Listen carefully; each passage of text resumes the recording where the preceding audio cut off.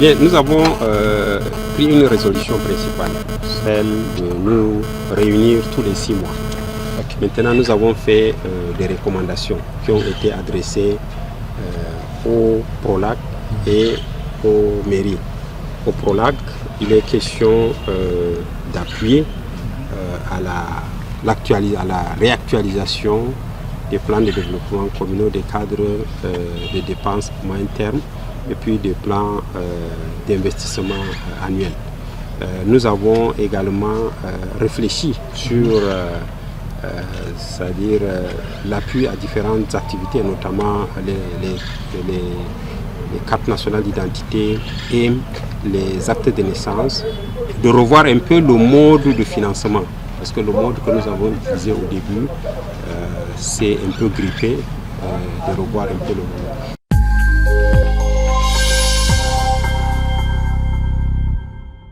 La stratégie du PROLAC en ce qui concerne l'engagement citoyen et la cohésion sociale est axée sur l'appui aux comités d'engagement citoyen, qui sont des comités qui existent déjà et que le PROLAC va donc appuyer ces comités techniquement et financièrement pour le fonctionnement dans le cadre de la priorisation des micro-projets, du suivi et de la pérennisation de ces micro-projets-là. Ensuite, le PROLAC, dans le cadre de l'engagement citoyen et de la cohésion sociale, a institué un mécanisme de gestion des plaintes. Ce mécanisme-là est un outil de redevabilité qui permettra aux populations de poser des problèmes, de se plaindre, de faire des revendications, de poser des préoccupations au cas où ils auront à s'adresser au PROLAC. Et ce mécanisme-là permet ainsi au PROLAC d'être au fait de ce que les populations pensent du projet et aussi de résoudre les différents problèmes que les populations vont poser par rapport à l'intervention du PROLAC sur le terrain.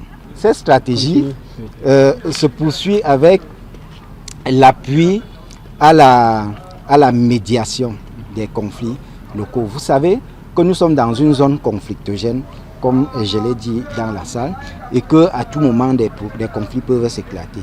La stratégie d'engagement citoyen du PROLAC amène les populations, notamment les communes surtout, à pouvoir aider ou à pouvoir trouver les moyens pour pouvoir prévenir les conflits ou créer un cadre de consolidation de la paix et d'harmonie entre les différentes communautés. Nous faisons également dans la documentation civile, c'est-à-dire que pour qu'il y ait harmonie dans les différentes communautés, le PROLAC entreprend d'appuyer les populations dans l'établissement des actes de naissance et dans l'établissement aussi des cartes nationales d'identité pour que les gens se sentent effectivement citoyens. Vous savez que pour être citoyen, il faut avoir ne serait-ce qu'un acte de naissance ou une carte nationale d'identité. Pour finir, le PROLAC a une activité fondamentale dans ce qu'on appelle l'appui aux manifestations culturelles et sportives. Vous savez que la culture est un élément fondamental dans la cohésion sociale. Ça rapproche les gens, ainsi que les activités sportives. Ces activités sportives-là vont créer l'émulation, vont rapprocher les populations et c'est en cela qu'on créera au niveau du département du Logone-Eshari la cohésion sociale.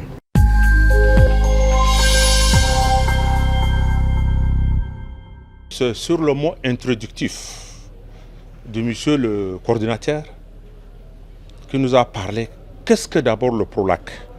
Le PROLAC s'est installé et c'est la première fois qu'on se retrouve avec tout le maire de Logone-Eshari. Selon le coordinateur, beaucoup de choses vont être faites. Et ce qui m'a remarqué de plus, l'établissement de CNI dans toutes les communes. Il y avait un nombre bien déterminé qui va être réparti dans les différentes communes et en plus celui des actes de naissance. Et laisser même les activités sociales, les infrastructures qui seront faites, les marchés seront construits, les écoles,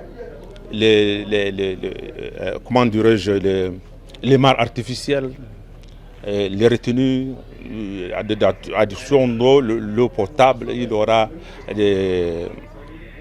le puits pastoraux, il y aura. Avec ce projet, nous engageons à plus être ensemble avec le coordonnateur et que nous allons parler la même voix pour que cette activité réussisse dans le goût de chacun. D'accord, merci beaucoup.